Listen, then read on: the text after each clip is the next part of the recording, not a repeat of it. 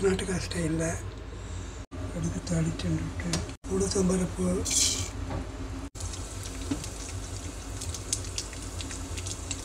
வேர்க்கடலை, 2 பேடகை மிளகா வறுந்துடும்.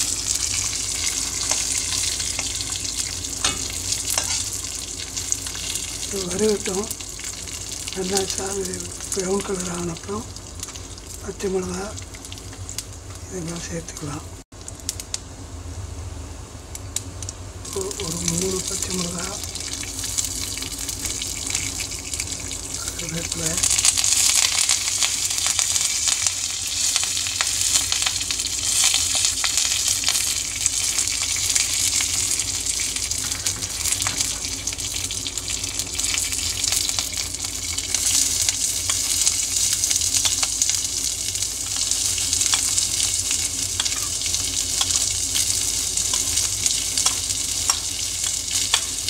வெங்காயம், பச்சை மிளகா, கருவேப்பிலை எல்லாம் சேர்த்துருக்கேன்.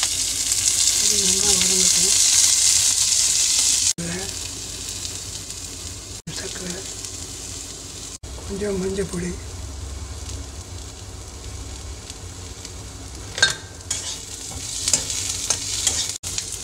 கொஞ்சம் பச்சை வாசனை போகிற வரைக்கும் வதங்கிட்டு இதுக்கு சாதம் வடித்து ஆற வச்சுருக்கேன்.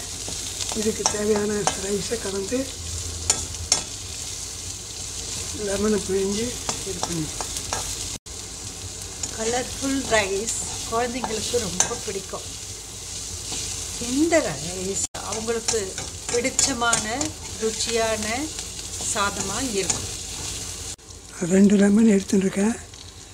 இதுக்கு தகுந்தாப்பில் ரைஸை போட்டு கலக்கணும். லெமனை இதில் வச்சுட்டு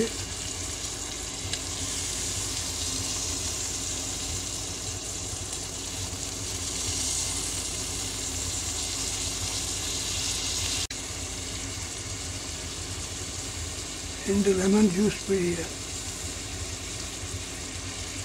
நான் பச்சை பயிர் போட்டுக்கிறேன். நான் இதோட கொஞ்சம் பச்சை பயிரை ஸ்ப்ரவுட்டட் ஆட் பண்ணியிருக்கேன். இது எனக்கு ரொம்ப பிடிக்கும். அதனால் இதை நான் எக்ஸ்ட்ராவாக ஆட் பண்ணியிருக்கேன். இது எங்கள் பேர குழந்தைகளுக்கும் பிடிக்கும். இந்த லெமனில் ஜூஸ் கொஞ்சம் கம்மியாக இருக்குது. அதனால் 2 எடுத்துட்டுருக்கேன்.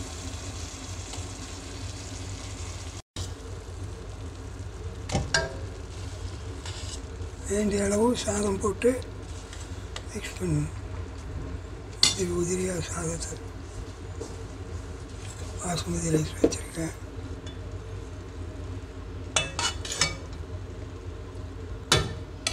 இந்த சாத்துக்கு நல்லெண்ணெய் நல்லாயிருக்கும். கடைசியில் நல்லெண்ணெய் சேர்த்தா ரொம்ப பிரமாதமாக டேஸ்ட்டாக நல்லாயிருக்கும்.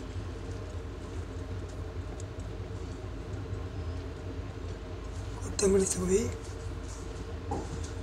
சாத்து கலந்துட்டு டேஸ்ட் பார்த்துட்டு உப்பு போகணுன்னா கொஞ்சம் உப்பு ஆட் பண்ணிக்கலாம். கொஞ்சம் நல்லெண்ணெய் சேர்க்குறேன்.